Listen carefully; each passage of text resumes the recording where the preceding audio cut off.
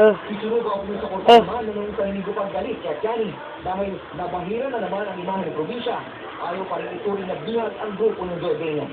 Para sa akin, hindi pa. Hindi ko naman harap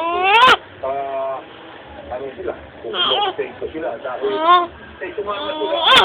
sumama rin sa pinakita nila na sasakyan na maliit na gate para sa namimisita pa rin siya rin. Dahil hindi pa siguro nakakali. Sa pagkakaroon ng gobyerno ng Pilipinas, sa binata mga mangyayari sa grupo ng Johnny. Kung bakit pa ang palating ko sa anak sabi, hindi dapat yung nasa silong pinagdadawang panapagsulong maro'y pagbangka. Hindi pa rin natukoy ng Philippine Coast Guard ang pangalan ng barkong nakabangga umano sa bangka ng mga Pilipinong mangingisda 78 o 100 sa North Shores ng Bulinaw, Pangasinan. Hindi pa rin tiyak ng Coast Guard kung ang pagkakabangga nga ba ang naging dahilan ng pagkawasak ng baslig ng mga mangingisda.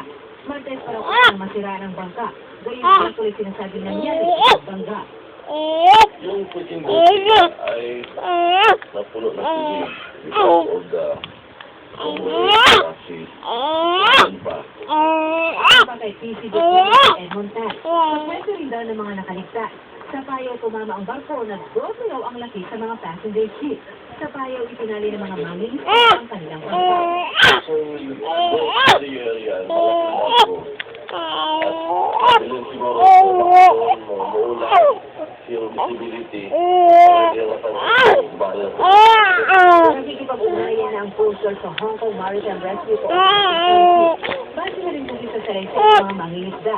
Mayroon kang Hong Kong ang basang Manila sa kanilang bangka. Sinusunod ng Coast Guard ang isang bilang 20 na naman daw di Zambales State Office ng Umbida. May 4 na oras na